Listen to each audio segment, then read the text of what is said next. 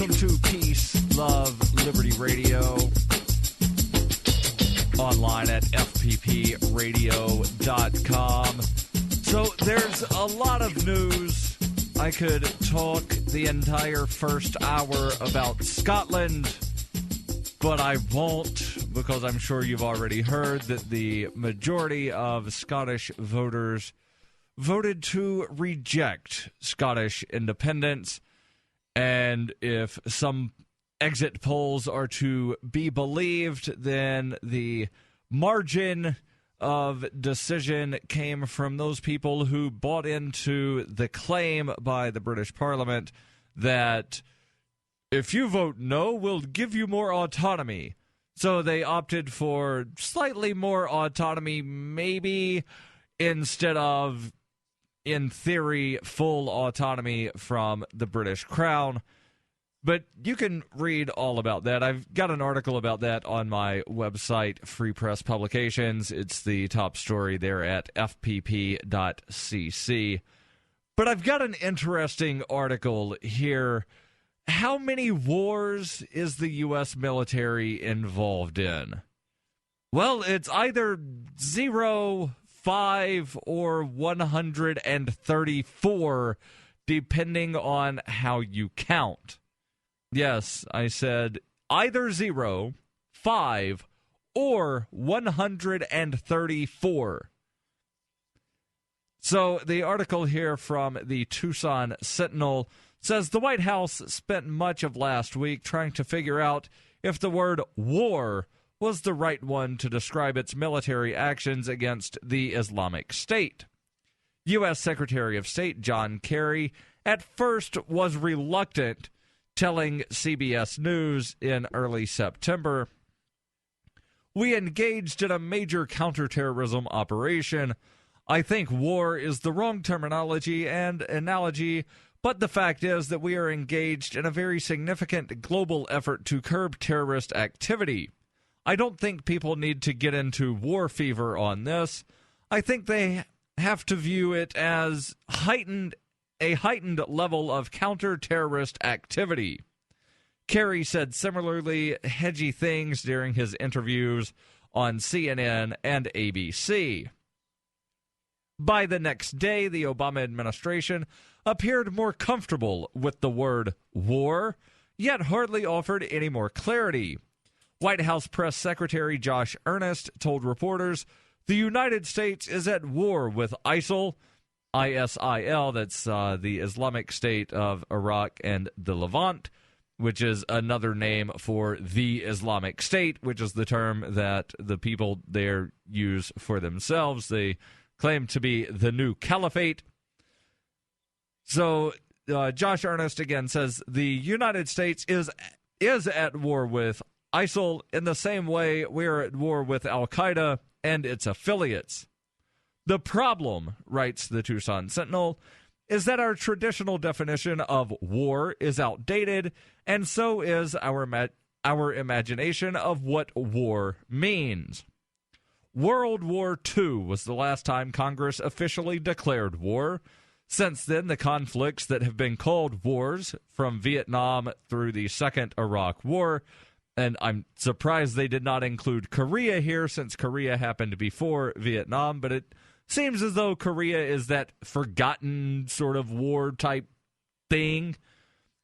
But again, I continue. It says, "From Vietnam through the Second Iraq War have actually been congressional authorizations of military force, and more recently, beginning with the War Powers Act of 1973, presidential war powers have expanded so much that, according to the Congressional Research Service, it is no longer clear whether a president requires congressional authorization at all. The recent U.S. wars in Afghanistan and Iraq will likely be the last time in the foreseeable future that the United States wages war in the way that's most familiar to us, a lot of combat troops on the ground in a foreign country with lots of money and support and an ostensibly achievable objective. Although I would dare say that the objective in Afghanistan and Iraq was not really clear. nor was it achievable. And the reason I say that it was not achievable is because it was not clear. It was how many months after the U.S. military went into Iraq in 03, 04, when George W. Bush had the thing where he landed on the aircraft carrier and the big giant banner said, "Mission accomplished." If the mission was accomplished, why are we still there 10 years later? And I shouldn't say we because it's not me. As the saying goes, not my monkeys, not my problem. But why is the U.S. military still there 10 years later? I, for several years, have used the analogy of ordering a pizza. The pizza man delivers the pizza. His mission is accomplished. He doesn't stay at your house and help you eat the pizza. Why is the U.S. military still in Iraq and Afghanistan? The answer is because the mission wasn't accomplished. There was no mission. There was no achievable goal. And that was by design. It was by design because those that want to have perpetual war made it so that they did not have an achievable goal because there was no goal. They just want the military to be there perpetually. The article here from the Tucson Sentinel continues. It says U.S. troop presence in Iraq peaked at 187,900 troops in 2008, and in Afghanistan it peaked in 2010 at 100,000. On paper, it looked like the U.S. was fighting two wars, but the reality was much more complicated, and it's only gotten more complicated. So, how many wars is the U.S. military fighting right now? Somewhere between 0 and 134. And here's the rationale. All right, total number of wars, 0. Congress has not declared war since 1942, so there is no war right now. Okay, that makes sense. And I agree. From the standpoint of congressional authorization, seeing as how there's not been a declaration of war since 1942, those wars were officially ended in 1945 and 1946, depending on when some of the treaties were signed. There is not currently a war that the U.S. military is involved with, but there certainly are conflicts. So how many? Well, it could be 5, and this may sound more reasonable. Consider the definition of war put forth by Linda Bilmes, Harvard Kennedy School, and Michael Intraligator from UCLA, who defined war in a 2013 paper as conflicts where the United States is launching extensive military incursions, including drone attacks, but that are not officially declared. By that definition, the United States military is at war in 5 places right now: Iraq, Afghanistan, Pakistan, Somalia, and Yemen. The next definition of war allows the count to be 134. Now, that just seems astronomical, because there are people that will tell you, like, there's not military troops in 150-something countries. Well, they're definitely in 134. Will you agree with that? And some people, no, they're not in that many. Those are all people at embassies. Well, no, they're not. So, according to this number of 134 wars, the Tucson Sentinel writes, surprising, right?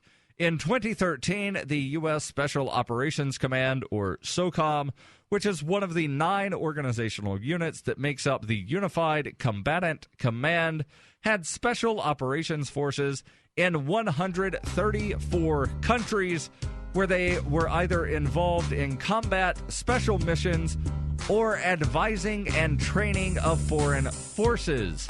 Mostly this last thing according to public statements. That's according to what the government wants to admit. But what exactly are special operating forces? Stay tuned to find out more about that.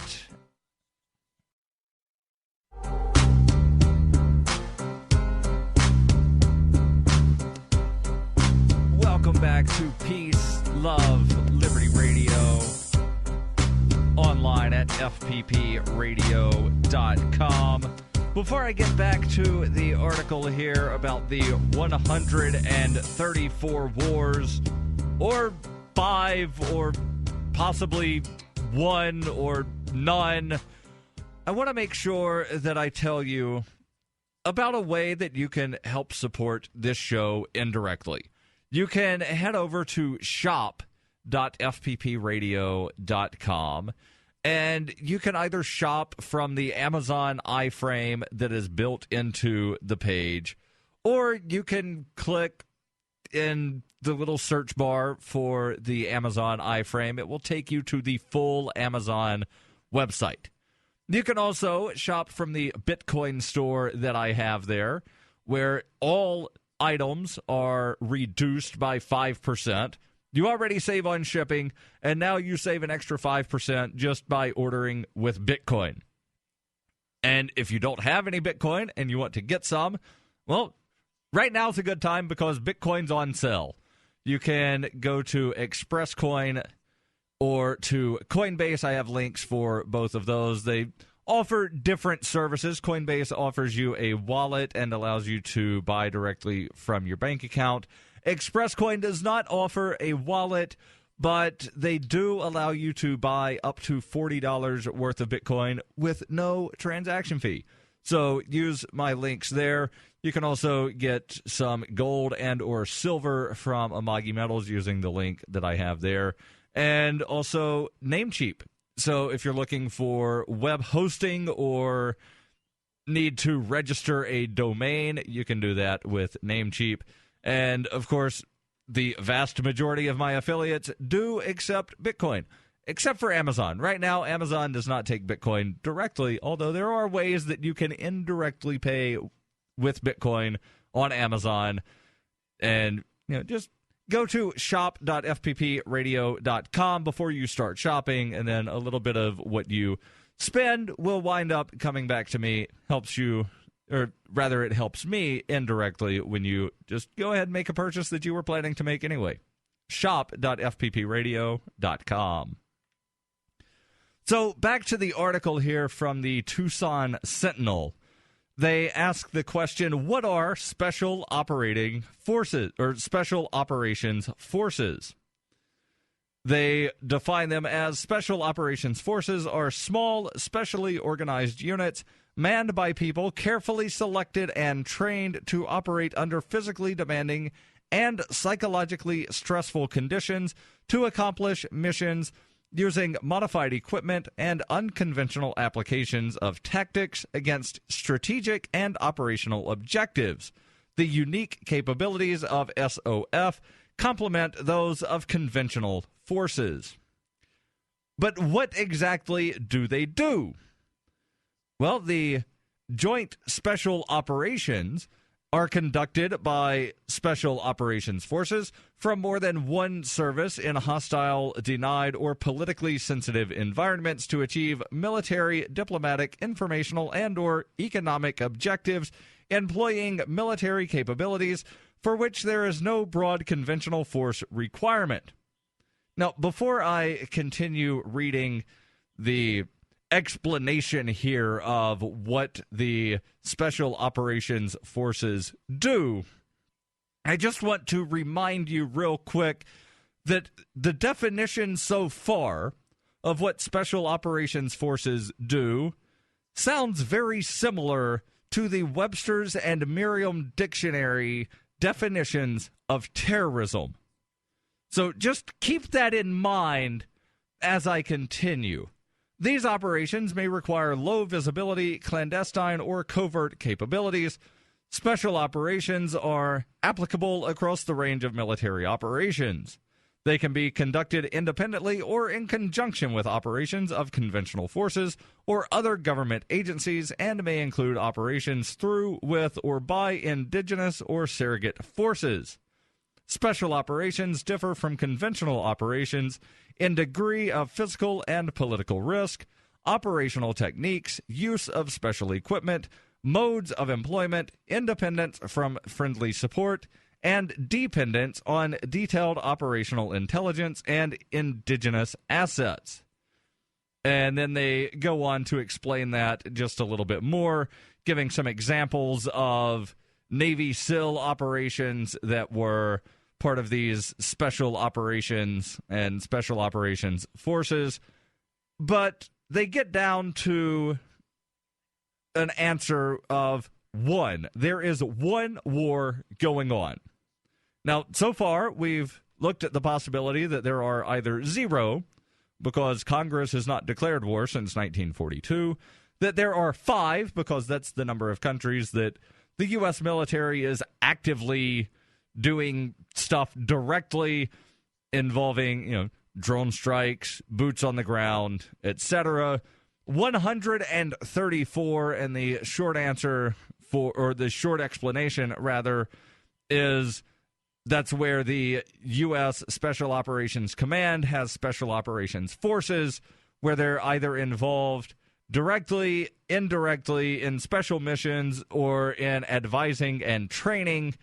Most of it is in the advising and training, according to what is not classified and what the U.S. government is letting people actually see. The other option is that there is one war going on right now that the U.S. military is involved with. How do we go from 0 to 5 to 134 down to 1? Well, quite simply, George W. Bush. Now, it's a little more complicated than just saying George W. Bush. The answer here from the Tucson Sentinel, it says, the world is a battlefield. It is not just a vague, hawkish worldview.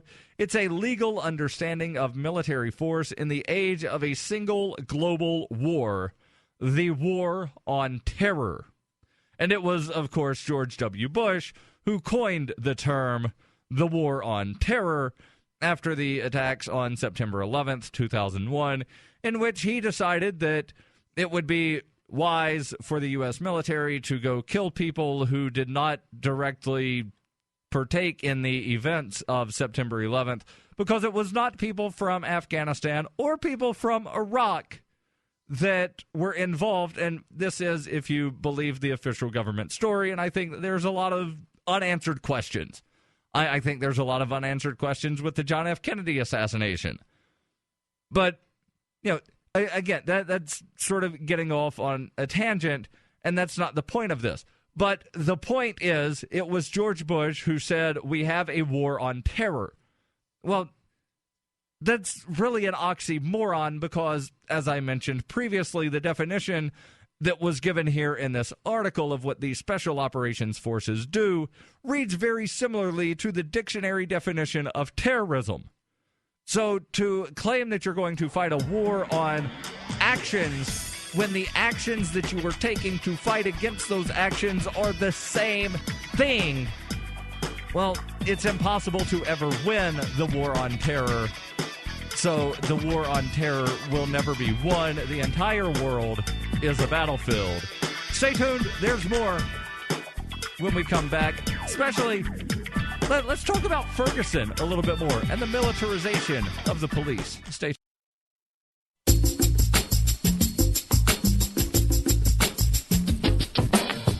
Welcome back to Peace, Love, Liberty Radio. Online at fppradio.com. That's where you can find all of the archives as well as all of your listening options. And the options if you like to download podcasts via RSS feeds. If you use Stitcher or iTunes or something else, there's the links that are there. It was brought to my attention that a lot of people like having those on the front page, so I added those to the front page of the website, fppradio.com. You can also find the listening options at listen.fppradio.com. But I want to talk about Ferguson, Missouri a little bit more.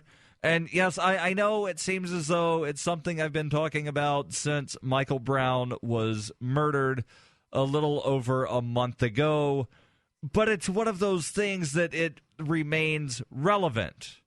And, well, it was earlier this week that the top police officer, the police chief in St. Louis County, said that the heavy armored trucks and some of the military-style equipment used by police in the unrest, calling it unrest, not saying that a lot of that unrest was caused by the military vehicles that were being used by police, but he says that it was needed to keep civilians and law enforcement officers safe.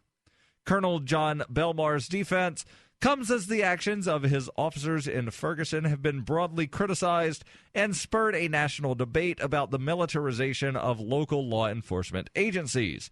The military buildup began after the federal government doled out increased funding in the wake of the September 11th attacks, and that's really when it ramped up. It got started in, I believe it was the late 90s with the 1033 program to fight the drug war. So that's another war. That's one that we didn't mention in the, all the list of wars that the United States is involved with. We did not mention the drug war, but the drug war is certainly one that the U.S. government and local law enforcement are involved with.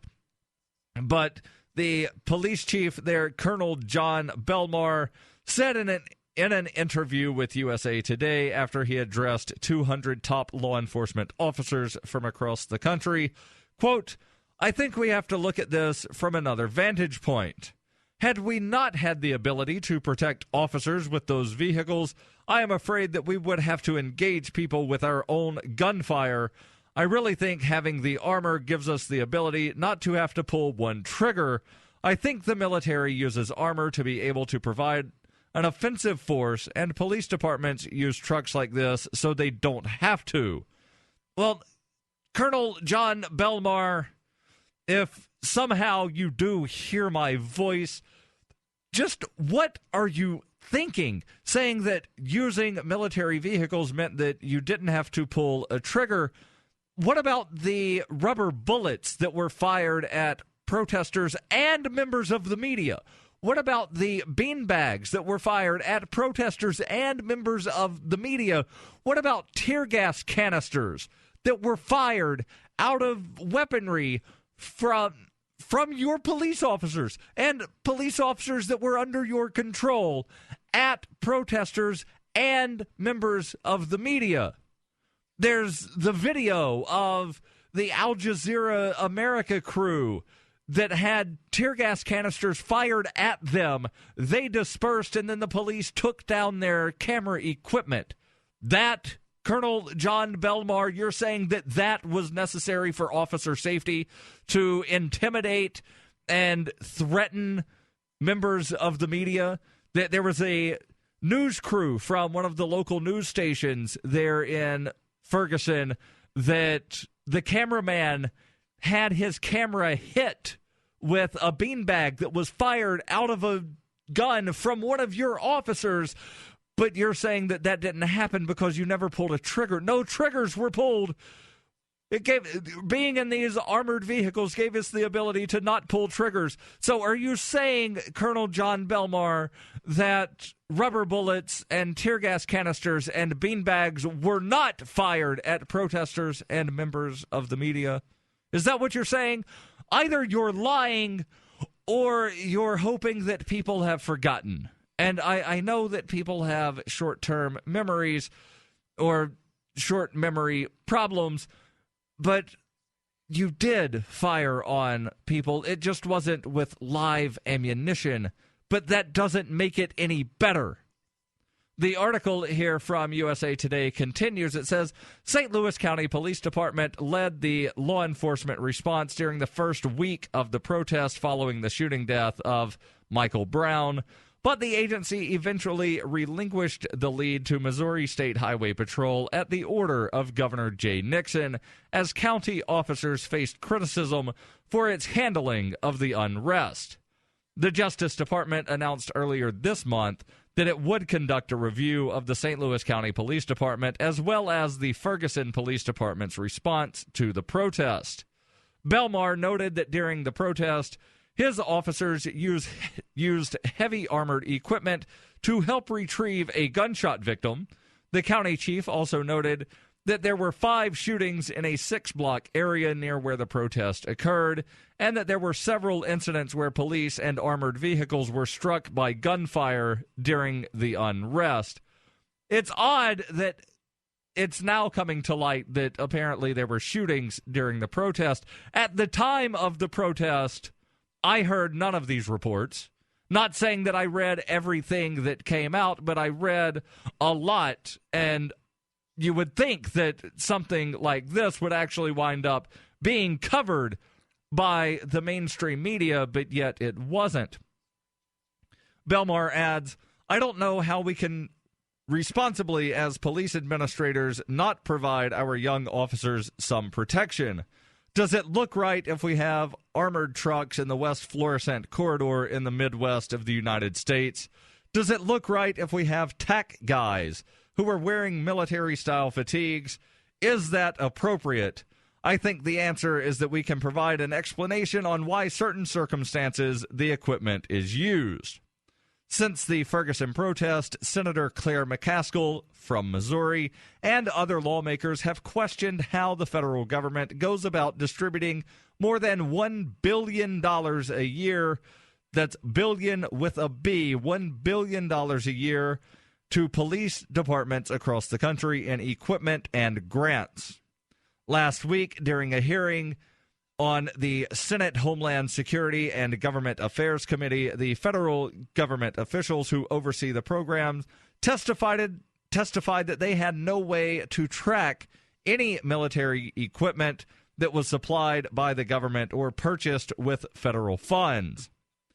McCaskill said, how in the world can anyone say that this program has one lick of oversight? Referring to a Pentagon program that gives surplus military equipment to local police at little or no cost. In the closed-door session in Chicago, that being the event that Colonel John Belmar was speaking to law enforcement from across the country, in the closed-door session in Chicago about the Ferguson response that was led by Belmar and St. Louis Police Chief Sam Dotson, there was a consensus that police departments need to establish some strict guidelines for when and how military equipment is used. The police chief of Milwaukee, Ed Flynn, says, when there is a Virginia Tech, when there is a Beltway sniper, when there is a Mumbai, the first responders are going to be American police, and they need to know what they are doing with that stuff. That is going to remain a tension in the business that's not easily solved by knee-jerk responses to terms like militarization. Philadelphia Police Commissioner Charles Ramsey raised concern that the national conversation is shifting to an all-or-nothing frame. Philadelphia, if you remember, 19 years ago, bombed an apartment complex in the city of Philadelphia because some protesters didn't want to come out of the apartment. If you don't believe me, Google 1985 Philadelphia move. Stay tuned.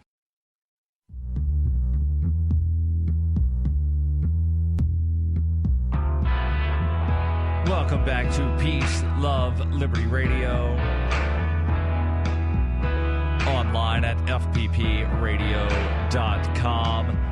So I've got a story from The Guardian about a Senate hearing that happened last week. And before I get into that article, I want to make sure that I tell you about the FANS program. FANS are friends, allies, and Numery supporters. And you can become one of the fans. You can join the FANS program for as little as $3 per month, using a subscription from PayPal, or any amount of Bitcoin per month, thanks to the recurring payment option from Coinbase.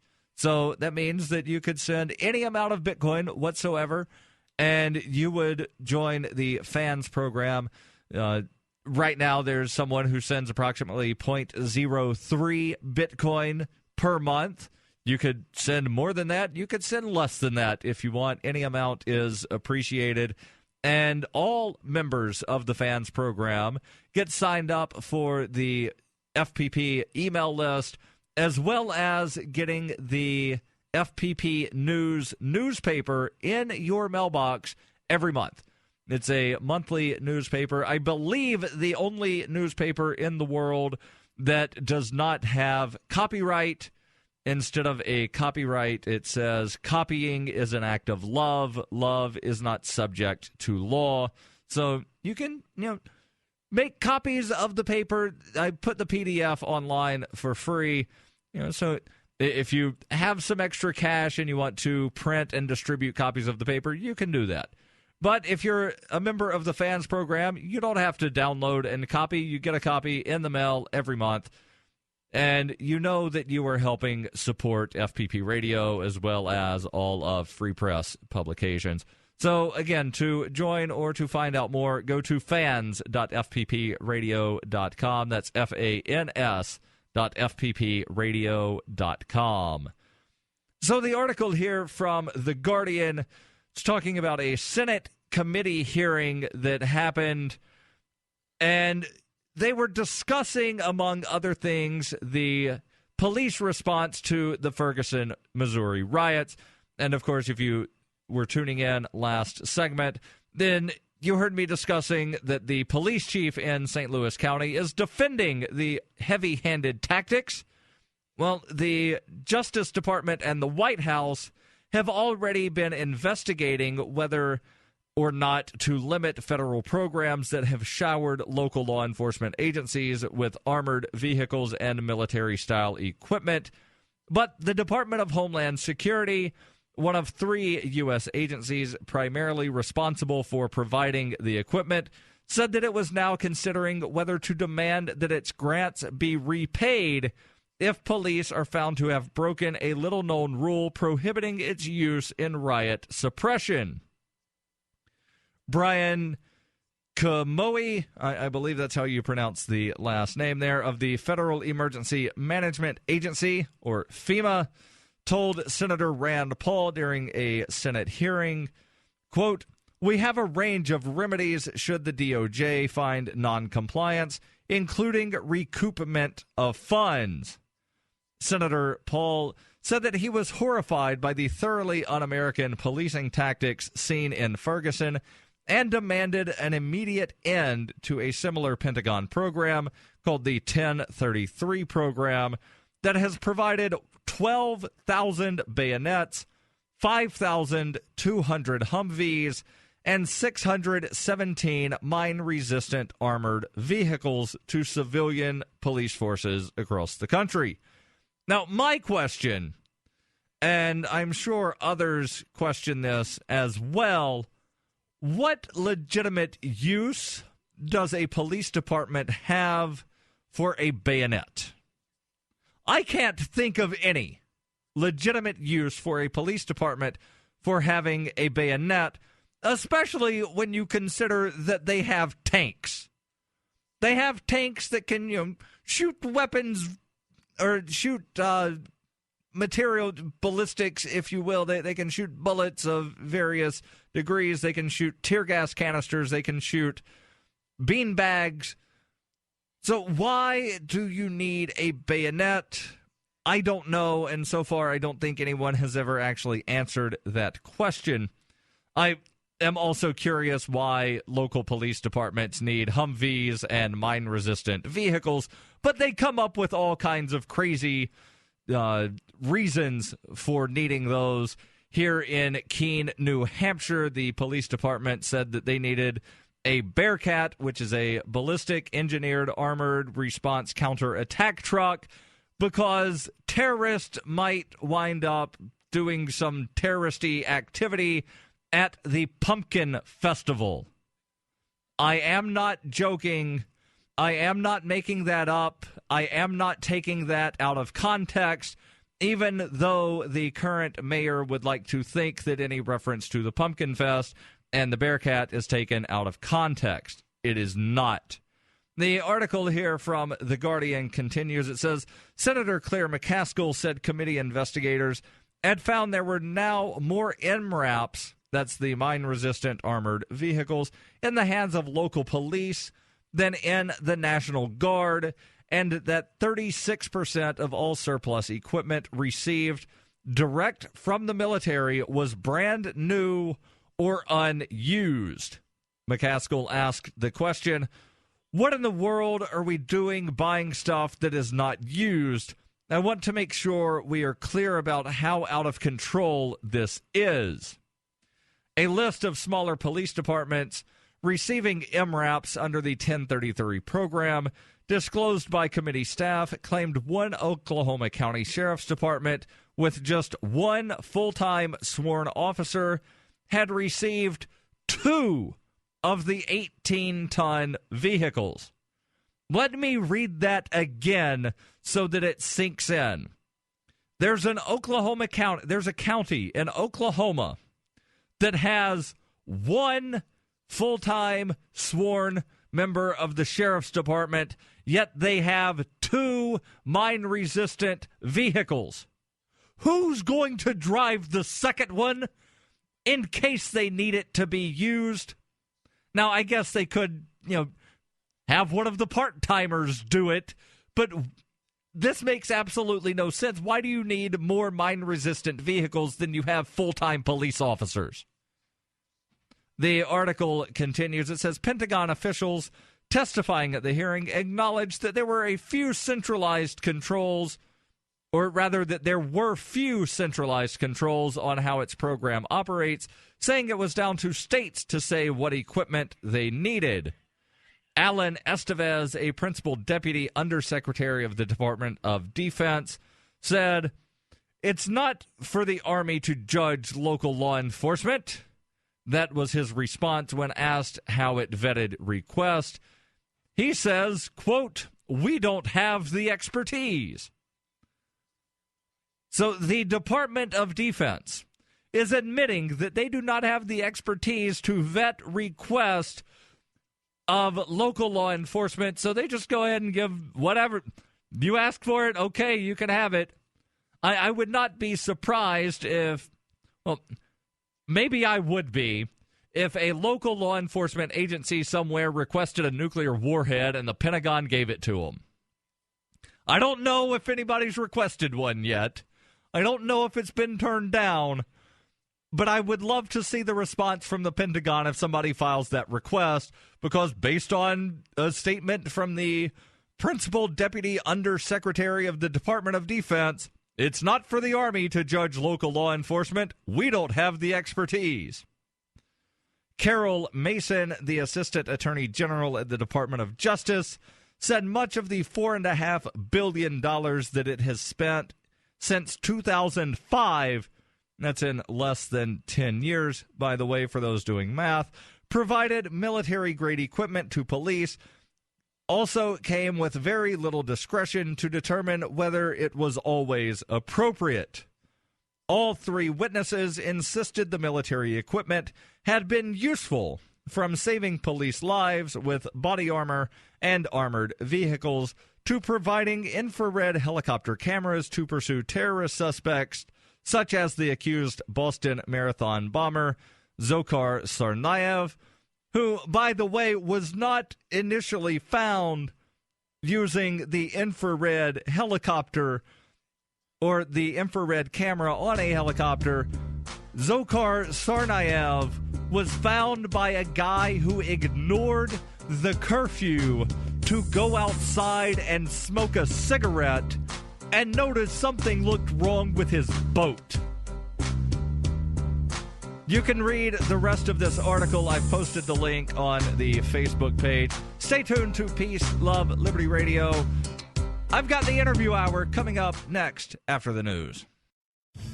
Hi, I'm Darryl W. Perry, and I need your help to take Peace, Love, Liberty Radio on the road. In the spirit of Motorhome Diaries and Liberty on Tour, I intend to take the message of peace, love, and liberty on the road. I intend to leave New Hampshire at the conclusion of the New Hampshire Liberty Forum and return at the beginning of PorcFest. During the 104-day trip, I'll be visiting at least 10 cities across the country, speaking to people about the ideas of peace, love, and liberty, while continuing to produce daily Liberty media. Pensacola, Florida, Austin, Texas, Sedona, Arizona, and Denver, Colorado are already on the map. If you have a college group, a local Liberty on the Rocks, or other Liberty meetup that you'd like me to visit, you can possibly add your event to my calendar. To find out more about the tour or to donate, visit tour.fppradio.com. That's tour.fppradio.com.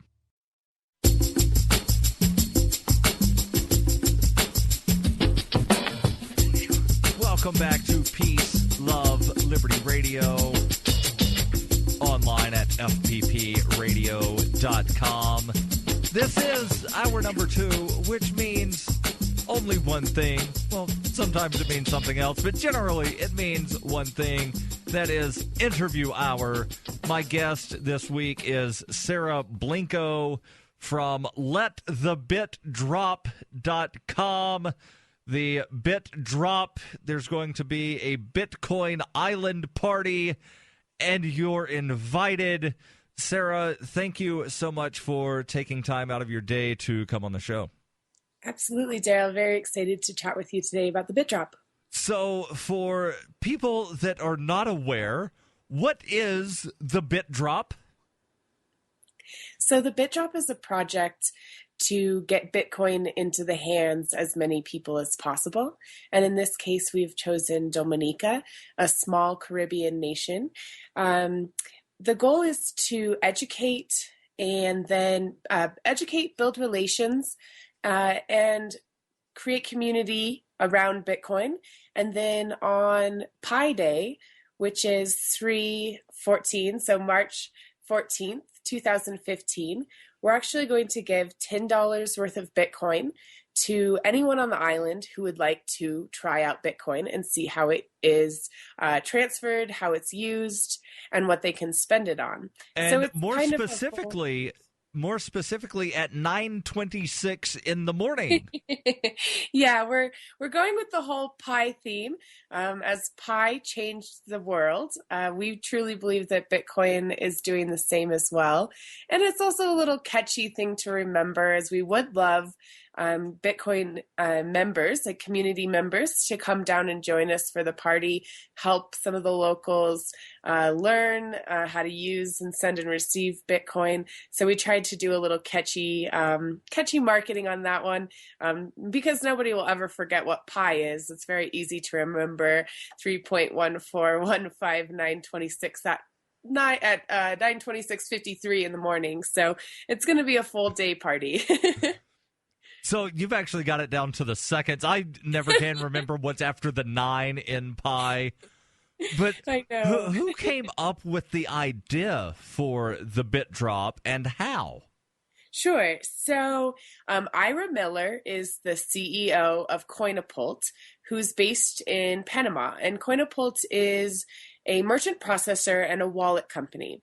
And Ira is very interested in global adoption, especially educated adoption. So I was speaking with Ira about 5 or 6 months ago, and he mentioned that he had been working on a project to get Bitcoin into the hands of an entire nation.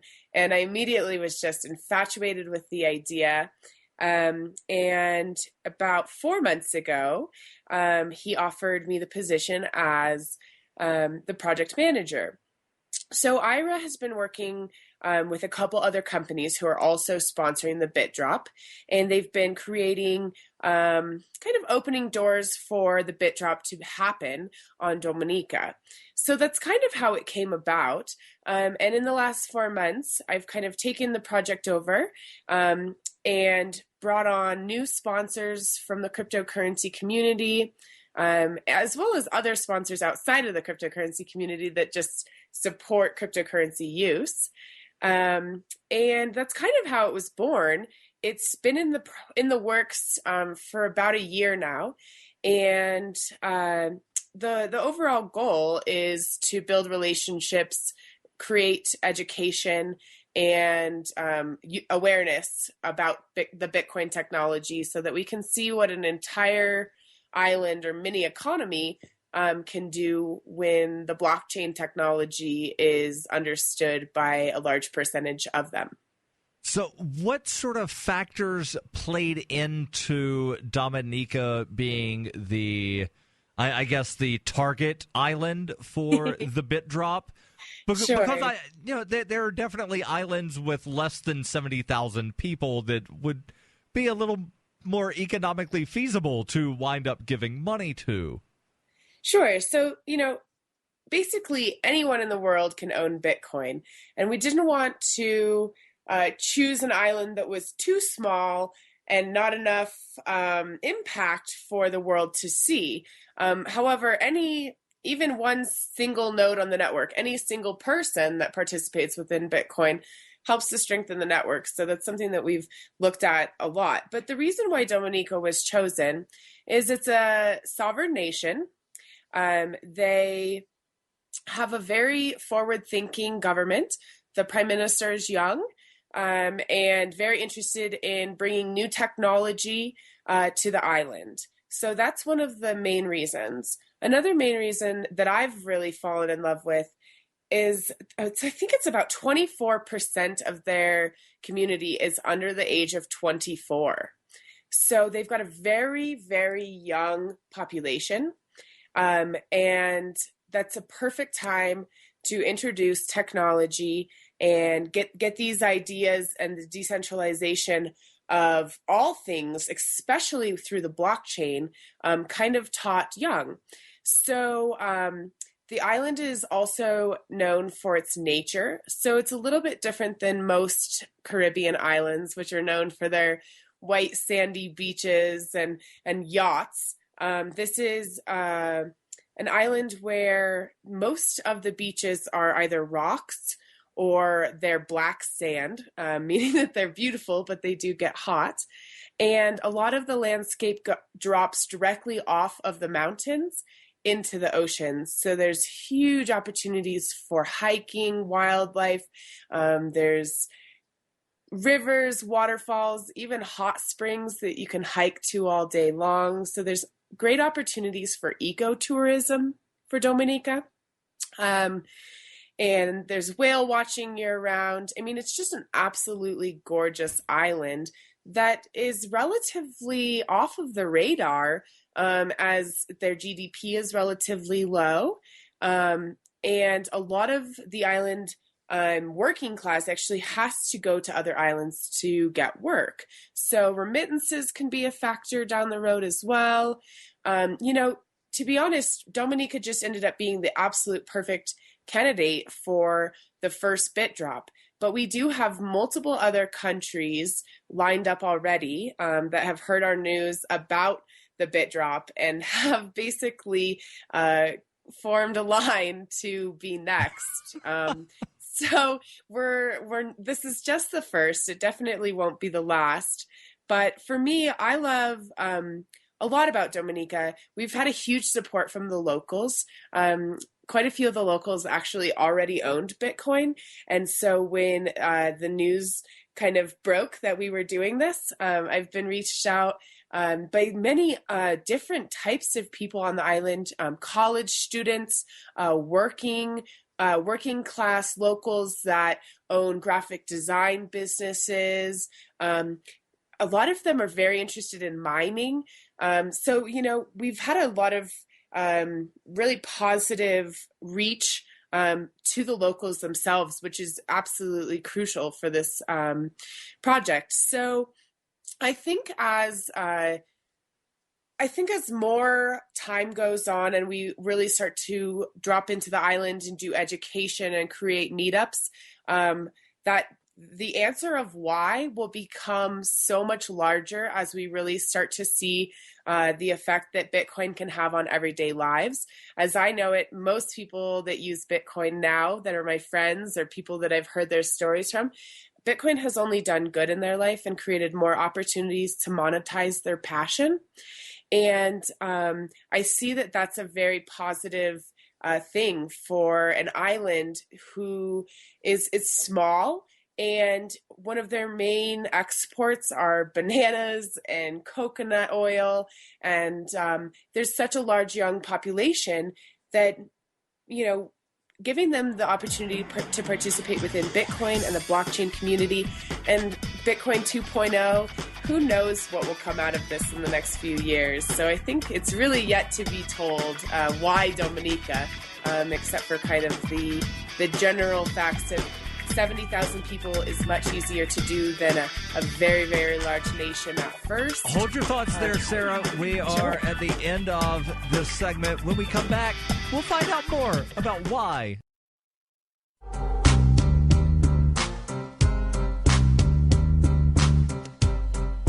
Welcome back to Peace, Love, Liberty Radio. Online at fppradio.com. My guest is Sarah Blinko from Let the Bit Drop. They are planning to wind up giving Bitcoin. Like, here, have this. We want you to have some free, new, cool digital money. Take it. They are giving away Bitcoin to people on the island of Dominica. That will happen on March 14th, 2015 at 9:26 a.m. And according to Sarah, also at 53 seconds within that minute to correspond to Pi Day. That's Pi, the letter Pi. It's the mathematical formula for, basically it's 22 divided by 7. Is, you remember the thing pi r squared? No, they're not. They're round. But pi, it's a number that you multiply by the radius, and then you figure out the circumference of the circle. And March 14th has become known as Pi Day. So Pi Day 2015 at 9:26 and 53 seconds a.m. is when the bit drop officially takes place on the island of Dominica.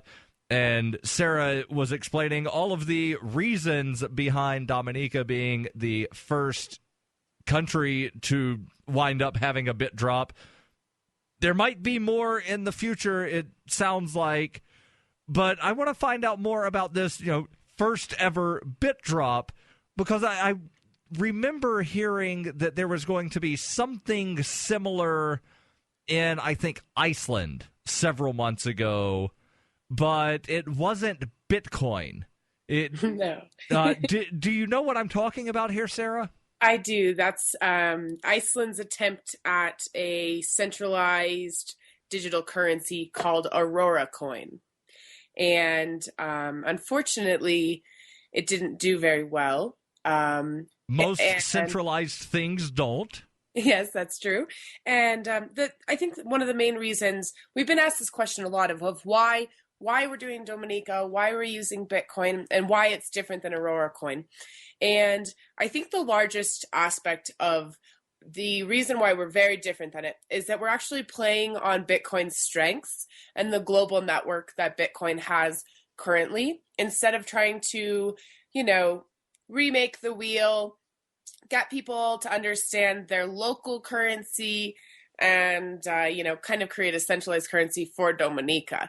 As we know in the cryptocurrency space, it's very possible that people in Dominica may find cryptocurrencies infatuating and create their own island coin. But we're currently going to play on Bitcoin's strengths, which are showing to be very positive throughout this whole path. So that's why we are doing just Bitcoin and no other altcoins. And there was something at MIT recently, yes, to where there was some group, I forget what the group was. It might have been like, a local crypto group. Yeah, they did something to where they were giving all of the undergraduates at MIT. Exactly. So that's actually one of our sponsors as well. It's the College Cryptocurrency Network, and they are helping the MIT Bitcoin drop. And they're actually giving different amounts out, but I think the general amount is $100 worth of Bitcoin. And they've got a full suite of academics kind of studying what's the most successful way, how the students use their Bitcoin, and kind of truly studying the way that the economics will work behind a drop like this or a distribution like this. So the College Cryptocurrency Network is one of our sponsors. They're going to be connecting into the local Dominica colleges there, helping them start up meetups, answer questions, kind of connect with the community. So we're very stoked on having them on board because they do have experience with this, with the MIT drop. And then Coinapult is one of our main sponsors, who's actually responsible for the Bitcoin distribution. And we're doing it through SMS texting. We are very lucky. Dominica has about a 70% smartphone rate. So most people do have smartphones. However, what's the rate in the U.S.? Oh, I don't know. I don't spend a whole lot of time looking up United States facts. But the nice thing is since not everybody owns a smartphone, we're giving it to them in an SMS, so anybody can utilize it as long as they have a phone. If they don't have a phone, in the months leading up to the bit drop, when we have meetups on the island, things like that, I'm sure that we'll create relationships with people that maybe don't have a phone, and we can definitely set them up with a paper wallet or something of the sort that will work for them. So Coinapult will be distributing the Bitcoin through text on the Pi Day. And although, we are having a party on Pi Day to kind of celebrate, the education that's leading up to it will actually kind of be the concrete that shows the people how to use Bitcoin. So on the party day, we're hoping to have music artists, food, drinks, even local merchants having things for sale for Bitcoin, and giving the entire population an opportunity to send and receive Bitcoin quickly and show kind of the proof of concept of how fun and easy and quick it can be. Which is, most of the time when you set somebody up with Bitcoin, you talk to them a little bit about it, you get those faces like they're not quite sure, and then you kind of go, hey, I'll just show you. And the minute that you show them, they're like, wow, that was really quick. And then they start asking more pointed questions that you can answer. So we're kind of trying to integrate the education as well as the experience all within the next 6 months, and really see what this country will do with it. One of the main things that I look at is, Dominica's not in need and aid of right now, but they are and have been hit by hurricanes. So for me, one of the main reasons why I really love the blockchain is transparency. And I looked at Hurricane Haiti when I started getting into this project, and I really wanted to know, what are the implications for bringing a digital technology that can connect an individual on an island with the rest of the world. And I found a lot of very heart-wrenching facts about nonprofits and aid that really kind of lit the fire under me about how we can truly change the world, especially when it comes to receiving aid and sending aid. So $9 billion of support was donated by public and private donations for Haiti. And about 3.5 years later, we still have absolutely no idea where the money was spent, how many Haitians the money actually reached, and if any of the desired outcomes were achieved. And so it's a very great opportunity to kind of give a nation the opportunity to learn about a technology that can instantly connect them to global aid in case of a disaster. And this isn't just for Dominica. This could be for any single town, country, citizen, anybody in the world that needs aid. Hold your thought there, Sarah. We're at the end of another segment, and it's roughly 60% of Americans have a smartphone.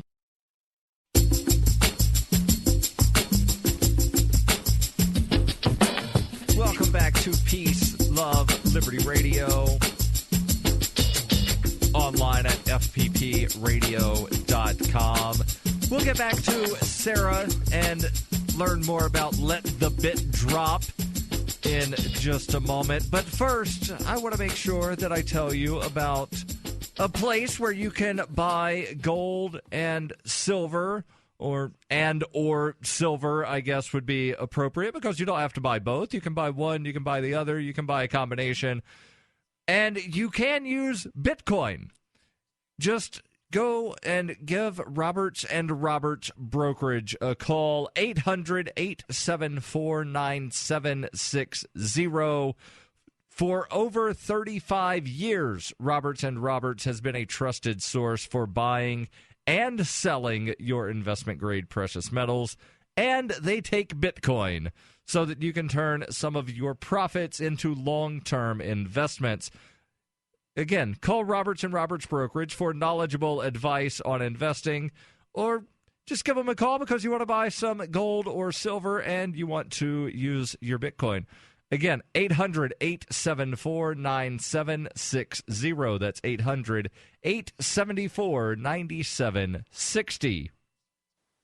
Sarah Blinko from Let the Bit Drop is my guest. You can find out more, because I'm sure that there's stuff that we're not going to cover in this interview that they can find on the website, letthebitdrop.com.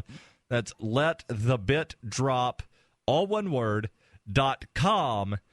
And I'm glad you mentioned about the use of Bitcoin for relief efforts.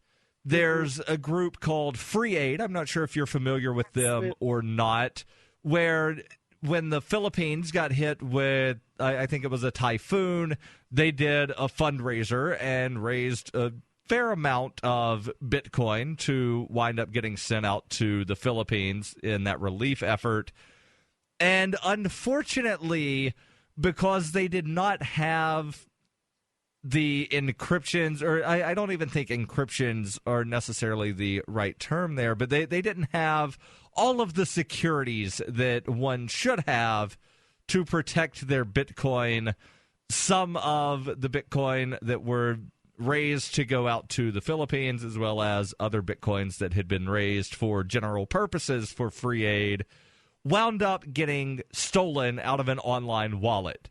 So one thing that I'm hoping that this is something that you guys are going to wind up covering when you do this bit drop, is helping people learn how to protect their Bitcoin. Absolutely, yes. I looked into this. I know about Free Aid and Stephanie Murphy, and I was just heartbroken when that happens, because it's such a hit to the community, you know, to really try to do good things and have it kind of pulled from underneath you. We'll be keeping our Bitcoin in cold storage. We're making sure that there's high security on that. But on to the education is with the different wallet sponsors. We're going to have a point of sale sponsor, Bitcoin ATM sponsor, education sponsors. We've got cheapair.com already providing a discount code for anyone that wants to fly to Dominica with Bitcoin. Go ahead and give out that code. If you have that code, give it out so that any of my listeners that want to go party in Dominica. The code's in transaction. We're creating it right now, and it'll be up on our website as soon as we get it from them. So they're going in and creating that in their system currently to get that started. So once I have the date of when you can start using it, I'll make sure to put a shout out on Twitter to you and anybody else that wants to fly there on Bitcoin. But within all of our sponsors, one of the main purposes of education is to make sure that each Dominican understands that there's opportunities to be your own bank and to keep your Bitcoin safe. And education will cover all of that. So Coinapult is our initial Bitcoin drop, and they are a hosted wallet. But we have other wallets that we're talking to for sponsorship that will allow the users to own their own private keys and educate them on why that's so important. But we also see that there's a really great opportunity to have both types of wallets, or all types of wallets, software wallets, even a Trezor, a hardware wallet, and hosted wallet. Coinapult's a great purpose of hosted wallet is that they allow you to reach a new way of keeping Bitcoin volatility almost non-existent. So you can actually lock your Bitcoin to a familiar asset like US dollars, gold, silver, Great Britain pound. So then you're not subject to the volatility that we kind of see on the daily basis as Bitcoiners, which allows for people that have more kind of everyday, day-to-day purchases, or they're barely making ends meet at the end of the month, to not necessarily participate within volatility, but still stay within the Bitcoin community and within the ecosystem. So that's why the education is definitely important. We want everybody to know the differences and the ways to keep your Bitcoin safe. Now, here's a question, and I don't know if you have the answer, and I don't really want to get too super technical, but I've heard, not only from you, but others talk about being able to send and receive Bitcoin via SMS. Mm-hmm. And that's basically, the technical term for a text message. That's correct. So how exactly does Bitcoin wind up getting sent and received in a text message? So I'm not the technical person, but I understand how it's perceived by the receiver. So on the day of the bit drop, each person on the island will receive a text from their mobile provider that will ask them to either participate in the bit drop and receive Bitcoin, or to opt out. If they choose to participate and they want to own Bitcoin, then the next text that comes in will give them the option of how to receive it. So they'll be able to receive it through SMS. We're talking to another wallet provider that will be directly through a phone app. So if they have a smartphone, they'll be able to download the app, and they'll be able to get their Bitcoin through there. Once they have that, and they've opted in, basically, because Bitcoin is voluntary, right, and we're not going to just send it to everybody, even if they don't want it. Once they've opted in, then the phone number basically will be sent to Coinapult, and Coinapult will send them a text that initiates their text-based wallet. So with Coinapult's system, you can actually you can send and receive and store Bitcoin on your phone through text. So I don't know the exact coding behind how they do it, but you can basically text your friend Bitcoin, kind of like how you can email your friend Bitcoin on some of the wallets now. Okay. And you can send and receive Bitcoin through the text message. Okay, it sounds very interesting, and I had never really understood how it works, and I still don't really understand how it works other than Coinapult, something, they've got it somewhere, and you send a text and done. Well, Darryl, I think maybe if it's something of interest to you and your audience, which I think it's a very cool thing to maybe dissect and figure out really how Bitcoin is sent through text, is maybe have Ira Miller from Coinapult come up on your show, and he would definitely be able to explain under the hood of SMS Bitcoin transactions. Yeah, and I'm sure that, if I did have Ira on, I would get totally confused and just be sitting here, yeah, okay. Ira has a very eloquent way of speaking difficult topics to people with layman's terms, so he might be able to do it for everyone. Possibly. So that's something that I'll definitely consider. And when we come back in this last segment, Sarah, I want to find out more about this thing that you're doing on your website, to where you're going to be sending someone to Dominica. Yes, so that they can be there. Tell me more when we come back.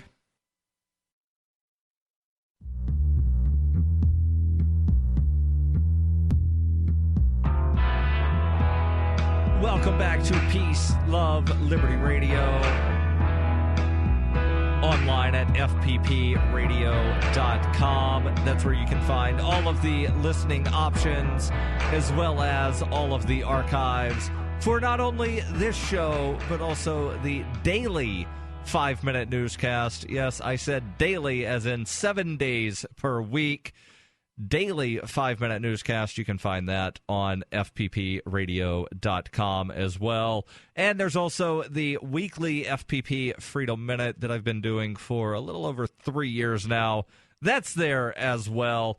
So if you want to go back and hear any of the previous interviews that I've done, then all of the archives are there, fppradio.com.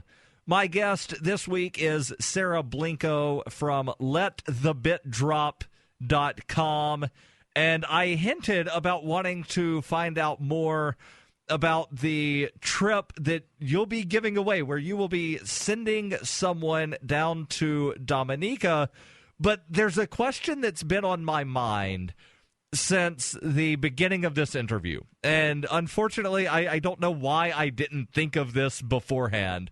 But at the beginning, you were telling me all of the reasons why Dominica was chosen, and you said that, it just sort of, it fit. It was the perfect option, and there wasn't really anyone else in the running after looking at everything.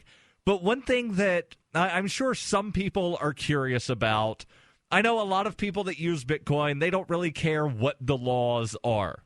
But some people do, especially people that are running the quote-unquote legitimate businesses, such as, the person running the corner store downtown that takes Bitcoin, or the guy that cut my hair last week that takes Bitcoin. Those people, because they want to stay in business, because, doesn't really work too well to go out of business because, I was taking Bitcoin, didn't care what the law was. So I know that the tax laws on Bitcoin in the U.S. are less than desirable. Any idea, Sarah, what the laws are in Dominica as far as Bitcoin is concerned in regards to taxation? Sure. So because I'm not a CPA and I'm definitely not I don't understand all of Dominica's tax laws because I'm also not a citizen there. Right. So obviously this is not tax advice. Definitely not tax advice. My what I think is that for each company or each individual that chooses to participate within Bitcoin, they need to take the individual responsibility to make sure that they're following their local rules and laws so that they can stay in business and continue to thrive. So as Bitcoin comes onto the island, as most governments do, they will take a good look at what's going on and how they need to either regulate or promote the technology so that they can continue to basically function. In the next few months, I'm sure that we'll learn quite a bit more about how the government will move with Bitcoin. But I have a feeling that because of the forward-thinking prime minister and the technology that they're really looking to bring a new technology, that it will be, much better than New York, to say the least. As far as I know, the bit license regulation that was proposed by the New York Department of Financial Services has not yet been adopted. It's just simply a proposal. Correct. But I find it very interesting that the Internal Revenue Service claims that Bitcoin is property and is therefore to be considered as a form of barter and subject to the capital gains tax. Yet the Financial Services Network, they have decreed that, no, Bitcoin it's a type of money and you need this special money transmitter license to deal with it. So I think ultimately what Bitcoin is a technology, and that's what we're bringing to the island. The first app on Bitcoin is Bitcoin, the digital or cryptocurrency, but that's not the last thing that can be built on it. So I think that within regulatory standpoints, it's a very smart thing for any state or country or county to truly look at the implications of the technology and not just tax revenue, but right. And it seems as though most of the people that want to control others, that are currently in these positions, they're being very reactionary and, sort of standoffish of, well, we don't really know what this is, but we're going to tax it and say that it's this. And then they wind up contradicting themselves instead of actually looking at it objectively and trying to figure out exactly what it is and learn what it is. Because it's sort of the saying, you can't teach an old dog new tricks, and they don't really want to learn. They just want to, sit there and do what they do, and that is control. Well, I think that saying's got to go, because my 91-year-old grandmother owns Bitcoin, and she bought some more the other day to send as a gift for a birthday present. So I think it's not too late for anybody to learn a new technology. It's truly just actually taking the time to do so. And I think that within the regulatory standpoint is for individuals and companies to always make sure that they have their best interests in hand and keep up with the legislation. That's the best advice that I can give, simply because it is always changing and it's different for each state, each country. And I think that it will continue to see larger differences within regulations throughout the world. So always stay up to date with with the country that you're either working in or traveling to. So we've only got a couple of minutes left. So tell me about the all-inclusive trip that some lucky person will wind up winning, to where they will be able to go down to Dominica and party with you and Jeffrey Tucker and a bunch of other really cool people. So we've actually got 2 trips going on right now. One is the all-inclusive trip to Dominica, which you can apply to win through our website. It's a 0.1 Bitcoin donation, so it's about $40 today at today's rate. The directions are on our website, but it's basically tweeting us, then sending us an email with your address of send and your Twitter handle. So when we choose the winner, we can not only get in touch with you, but tell all your Twitter friends as well. The trip will include airline, flight, hotel, and the party. And we have another sponsor that just came on yesterday, which is Charter Ace, and they are a yacht and luxury airline company that accepts Bitcoin. And so Charter Ace has kind of doing a little bit of a lottery like this as well. You can donate, I think it's 0.01 Bitcoin, and win a chance or participate to win a chance to go on the yacht party that we're having. So we're going to not only have an on-land party, but we're also going to have a yacht party and hopefully see some sperm whales and some Rizzo dolphins and, other beautiful ocean life during the party. So we've got 2 chances to win trips going on right now.